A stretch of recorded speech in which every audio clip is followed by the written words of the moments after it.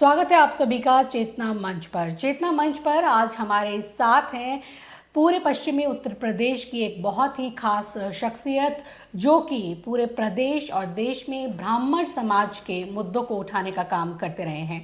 हमारे साथ आज कार्यक्रम में शामिल हैं भारतीय ब्राह्मण महासभा के अध्यक्ष पंडित पीताम्बर शर्मा जी। पीताम्बर शर्मा जी, आपका बहुत बहुत स्वागत है चेतना मंच पर। धन्यवाद। जिस तरह से लंबे समय से आप ब्राह्मण समाज के मुद्दों को उठाने का काम करते रहे हैं, ब्राह्मण समाज के लिए जन जागृति का भी काम करते रहे हैं, लंबे समय से आप इसमें जुड़े हैं। अभी चुनावों का मौसम है, जाहिर सी बात है जो हमारे प्रतिनिधि हैं वो हमारे मुद्दों को, हमारे समाज के मुद्दों को, हमारे लोगों के मुद्दों को आगे ले जाते हैं, बढ़ाने का काम करते हैं। तो चुनाव अभी सर पर है, क्या लगता है आपको कि इस चुनाव में ब्राह्मण समाज के कौन से मुद्दे हैं जो प्रमुख रहेंगे? देखिए, हम लोग जो अखिल भारतवर्षीय ब्राह्मण महासभा है, एक सामाजिक संगठन है जिसको हम चलाते हैं। पूरे प्रदेश में मैं घूम रहा हूँ, हर ज़िले में मेरी कमेटियाँ हैं और किसी न किसी बहाने से हमारी मीटिंग होती रहती है। तो हम ब्राह्मणों के उन मुद्दों को उठाते हैं कि ब्राह्मणों पे कहीं भाई अन्याय और अत्याचार ना हो, समाज में कोई ऐसा काम ना हो, बहन बेटियों के साथ जो दिक्कतें आती हैं उनको भी हम उठाते हैं, फैसला कराने का काम करते हैं। और हम तो इस पॉलिटिकल उस मामले में हम अपने आप को कोशिश करते हैं कि अलग रहें, क्योंकि जब पॉलिटिकल हर टेस्ट के व्यक्ति हैं। मैं तो एक बार कहता हूँ हर जगह जहाँ भी जाता हूँ कि हमारी सभा किसी जाति के खिलाफ नहीं है, किसी धर्म के खिलाफ नहीं है, किसी पार्टी के फेवर में नहीं है और किसी पार्टी के खिलाफ नहीं है।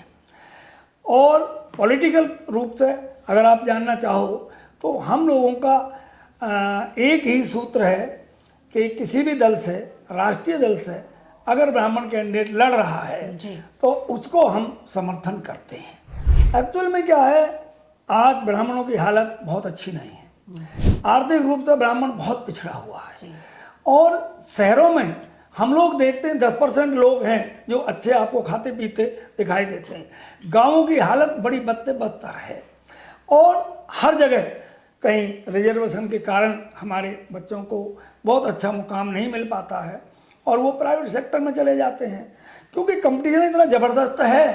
कंपटीशन में अगर 90% से ऊपर भी मार्क्स अगर आएंगे तब भी उनका सिलेक्शन नहीं होता है और 50% का हो जाता है। उससे दिक्कत है, लोगों को बड़ी दिक्कत है।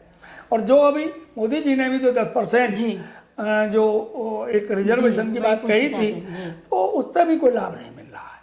अच्छा, ब्राह्मणों को कोई लाभ नहीं मिल रहा है और वो तो उसी में से कम करके दे दिया। और उससे कितने को लाभ मिला हमें पता है? हमें तो मिला नहीं कि भाई अभी तक ये जानकारी में नहीं आया कि किन लोगों को उस रिजर्वेशन से फायदा हुआ है। और ब्राह्मण कभी भी किसी जाति के खिलाफ नहीं रहा है। ब्राह्मण तो सर्वे भवन्तु सुखने सर्वे सन्तु निरामया सर्वे भद्राणि पश्यन्तु माँ कश्चित् दुःखभाग् भवेत्। वो तो सबके सुख की कामना करता है, सबके हक की बात करता है। ब्राह्मण, एक जमाना था एक गांव में एक ब्राह्मण पूरे गांव को अपने तरीके से चलाता था।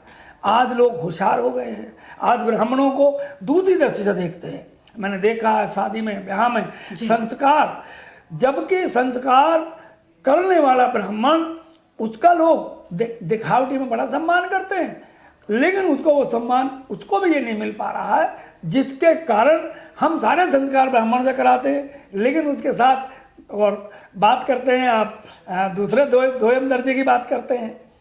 तो आज ब्राह्मणों को भी इसके लिए हम कहते हैं अपने बच्चों को पढ़ाओ, आगे बढ़ो। अगर नहीं बढ़ाओगे, आगे नहीं बढ़ोगे तो निश्चित तौर पे आने वाले जो हमारी पीढ़ी है वो बिल्कुल रसातल को चली जाएगी। जिस तरह से आप कह रहे हैं कि जो सरकार ने इकोनॉमिक वीकर सेक्शन के लिए 10% का लाभ दिया था आरक्षण में, उसमें भी आप कह रहे हैं कि ब्राह्मण समाज को फायदा नहीं हो पा रहा है, नहीं हो तो उसका लाभ कौन ले रहा है? अगर नहीं हो पा रहा तो क्या आप सरकार से आपकी मांग है कि जिस तरह से आप लोग कहते रहे हैं? हमने साहब हर मीटिंग में हम कितने ज्ञापन के माध्यम से हमने सरकार से मांग की कि ब्राह्मण कल्याण बोर्ड का गठन हो, ब्राह्मणों को जो समस्याएं उनका निदान कैसे हो। कोई सुनने वाला नहीं है, क्या करेंगे? तो हमने हर बार ये मांग की है कि ब्राह्मण कल्याण बोर्ड का गठन होना चाहिए। एक बार सिर्फ राजस्थान गवर्नमेंट में ब्राह्मण कल्याण बोर्ड का गठन हुआ था और कहीं अभी नहीं हुआ है। हमने एक मांग की थी, जो पुजारी हैं मंदिरों में हैं वो बेचारे भूखे मर गए। मैंने देखा कोरोना टाइम में बड़ी बुरी स्थिति हुई, आज उनको कुछ नहीं मिल रहा है। आप उनको कुछ सैली बांधिए, तो कुछ गवर्नमेंट ने किया है उनके लिए, कोई एक राशि तय की है कि उन मंदिरों में जो लोग पुजारी हैं काम करते हैं उनको कुछ ना कुछ मिले। असलियत क्या है, जितने भी बड़े बड़े मंदिर हैं जहाँ बहुत ज़्यादा पैसा आता है, चढ़ावा आता है, वहाँ ट्रस्ट बना दिए, वहाँ गवर्नमेंट ने टेक ओवर कर लिया, तो उनको तो कुछ मिलता नहीं। छोटे मंदिर के जो हैं उन्हें कुछ होता नहीं, वो लोग बेचारे भूखे मर रहे हैं जी। ये पोजीशन आती है तो हमने उनकी भी आवाज़ उठाई है। ब्राह्मण कभी भी ऐसा नहीं करता कि भाई वो राज्य के खिलाफ, देश के खिलाफ कोई अभियान चलाए। अरे भाई, अगर ब्राह्मणों को तो सब गाली देते, हम उसका जवाब नहीं देते। क्यों नहीं देते? ब्राह्मण कभी लड़ाई झगड़े में विश्वास नहीं करता।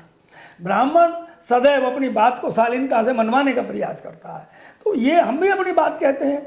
हम बताएं आपको कि ब्राह्मण परशुराम, हम भगवान परशुराम को अपना आराध्य देव मानते हैं। भगवान परशुराम की जयंती में छुट्टी हो रही थी तो हमारे महाराज जी आए, उन्होंने छुट्टी काट दी। हमने धरना दिया, प्रदर्शन किया, हर जिले में ज्ञापन दिलवाए, तो हमारे पास पत्र आया मुख्यमंत्री कार्यालय से कि आपने जो ज्ञापन दिए थे डीएम के द्वारा मेरे पास आ गए, हमारे पास आ गए हैं, और उन पर विचार विमर्श करके हमने तय किया है कि आप अगले सत्र में भगवान परशुराम की अक्षय तृतीया को छुट्टी घोषित हो जाएगी और लिस्ट में वो लिख ली गई है। वो छुट्टी उन्होंने करी, लेकिन रेस्ट्रिक्टेड हॉलीडे किया, गजटेड नहीं किया जी। हाँ, तो हम मांग करते हैं, हम तो शालीनता से। भाई पिछले दिनों क्या हुआ, ब्राह्मणों के खिलाफ वो मौर्य स्वामी प्रसाद मौर्य उल जलूल बकवास करते हैं, उन्होंने कुछ कहा। उधर संघ के प्रमुख थे भागवत जी, उन्होंने भी कहा कि सारी जातियां तो ब्राह्मणों ने बनाई हैं, सब इन्हीं के वो है। हमने उसका विरोध किया, उसका भी विरोध किया, ज्ञापन दिया कि आप इस तरह नहीं कर सकते।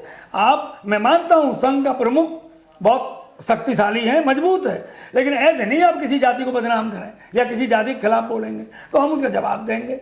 हम गलत तरीका नहीं अपनाना चाहते, हम सबका सम्मान करते हैं।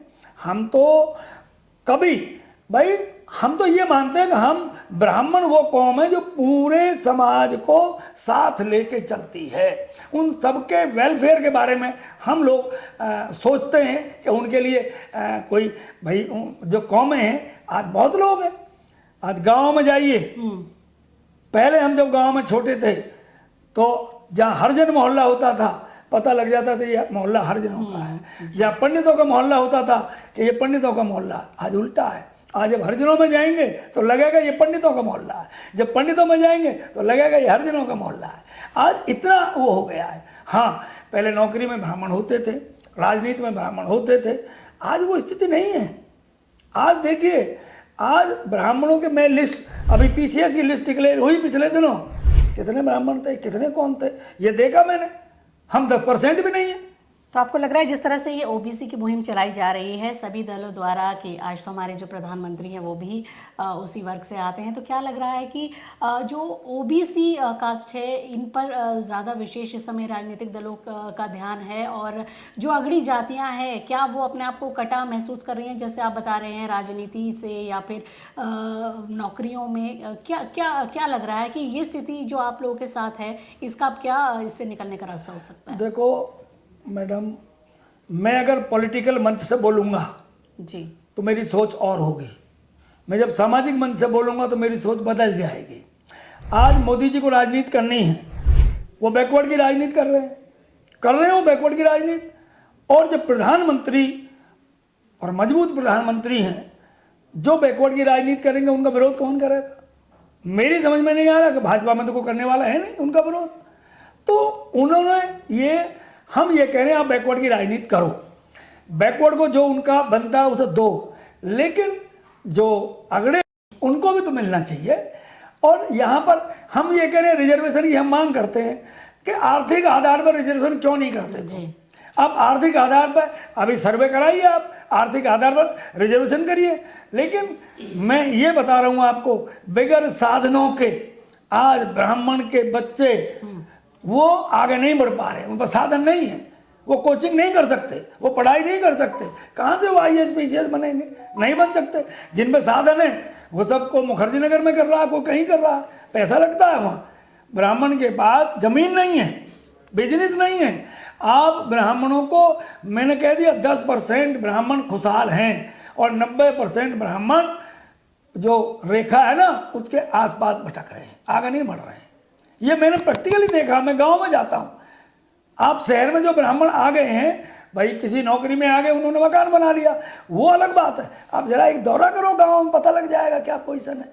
और ब्राह्मण आज हमारे पूरे देश में गांव की रचना ऐसे हुई है, हम लोग कहते हैं जिस गांव में 7 जात हों, ब्राह्मण से लेके वाल्मीकि तक, वो मैच्योर गांव माना जाता था। आज पोजीशन ये है, और ब्राह्मण हर जगह, मानो राजपूत जाति का गांव है वहां भी ब्राह्मण हैं लेकिन अल्पमत में है। जाट जाति का ब्राह्मण है वहां भी ब्राह्मण अल्पमत में है, गुजरों में है, अल्पमत में है। ब्राह्मण कई मेजोरिटी में नहीं है। ब्राह्मणों के, मैं आप गौतम बुद्ध नगर जिले में, मुझे बता दो, मैंने गिन लिया 11 गांव हैं जो ब्राह्मण बाहुल्य है, कुल 11 गांव गौतम बुद्ध नगर में, जहाँ 550 गांव हैं, 11 गांवों में ब्राह्मण बहुमत में हैं। बाकी कहीं 10 घर, कहीं 20 घर, कहीं 5 घर, ये पोजीशन ब्राह्मणों की है। मैं निश्चित तौर पर एक बात कहता हूँ, मैं ब्राह्मणों के समाज की सेवा कर रहा हूँ, लेकिन मैं दूसरी जातियों के खिलाफ नहीं हूँ। दूसरी जातियों में भी गरीब हैं, उनको उनका हक मिलना चाहिए, मैं उनकी भी बात करता हूँ। लेकिन चूंकि मैं भाई ब्राह्मण सभा चलाते तो ब्राह्मणों की बात तो हम करेंगे, और दूसरों का हक काट के हम ब्राह्मण को दिलवाएं वो संभव नहीं है। उन्हें हम कहते हैं उस बात को, ब्राह्मण को हम चाहते हैं कि वो उनका हक उनको मिले। बल्कि मैं तो कहता हूं या तो आर्थिक आधार पर आप रिजर्वेशन करिए, नहीं करते हो तो जो हमारा 50% बचा, 50 में आपने बैकवर्ड और SC ST रख दिए, जो 50 बना उसमें कोई बैकवर्ड SC ST अप्लाई ना करें, वो सवर्ण को छोड़ दें, और तो हमारा भी ऑटोमेटिक रिजर्वेशन हो जाएगा। वो अपना लें, हम अपना लें। भाई कौन 3-4 कास्ट रह गई, कायस्थ रह गए, वैश्य रह गए, ब्राह्मण रह गए, राजपूत रह गए, मेन तो यही रह गए। ये 50% में छोड़ दो, 50 उनको छोड़ दो, इसके लेकिन अभी कोई सोचने को तैयार नहीं है। और ये वोटों की राजनीति के कारण ब्राह्मणों का नुकसान हो रहा है। देखिए, इस वक्त हम बैठे हुए हैं गौतम बुद्ध नगर में ही, नोएडा क्षेत्र में ही। अगर यहाँ की राजनीति की बात की जाए और यहाँ का जो लोकसभा चुनाव का जो समर होगा, उसे आप किस तरह से देख रहे हैं, और ख़ास तौर पर ब्राह्मण समाज का जो वोट है वो कहाँ जाने वाला है, और क्या लग रहा है, लंबे समय से तो एक ब्राह्मण ही प्रतिनिधित्व यहाँ करते आए हैं, इस बार आपको क्या लग रहा है, और समाज किसकी ओर उम्मीद की दृष्टि से देख रहा है? यहाँ स्थिति बिल्कुल स्पष्ट है। ब्राह्मण समाज भाजपा को नहीं, डॉक्टर महेश को समर्थन कर रहा है और उसके साथ जाएगा। अभी दूसरे समाजवादी का क्लियर हो, अभी क्लियर नहीं हुआ, बसपा का क्लियर हुआ है हल्का सा। तो यहाँ जो अभी जब शुरू होगा चुनाव का बिगुल बजेगा, नॉमिनेशन होंगे, उसके बाद ही क्लियर हो पाएगा। लेकिन आज की जो स्थिति है, आज महेश शर्मा जीत रहे हैं, इसमें कोई दो राय नहीं। तो ये थे हमारे साथ पंडित पीताम्बर शर्मा, जिन्होंने बताया कि इस बार चुनाव में रुख क्या रहने वाला है, और जिस तरह से उन्होंने बताया कि जो ब्राह्मण समाज है वो हर हाल में जो ब्राह्मण नेता है उनका ही समर्थन करेंगे। हालांकि इनके अपने मुद्दे भी हैं, अपनी शिकायतें भी हैं, और उनका कहना है कि इन सभी शिकायतों पर गौर किया जाना भी बहुत ज़रूरी है। तो आप देखते रहिए चेतना मंच।